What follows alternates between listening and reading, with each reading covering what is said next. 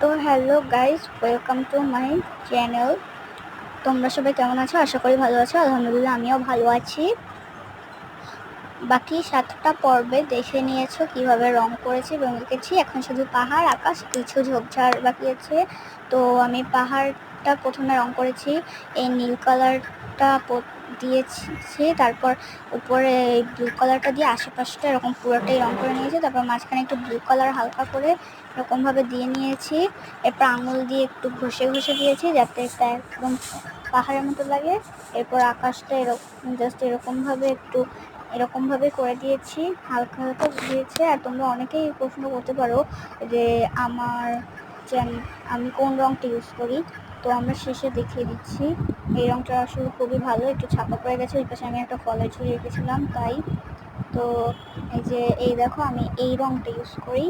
এই রঙটা হচ্ছে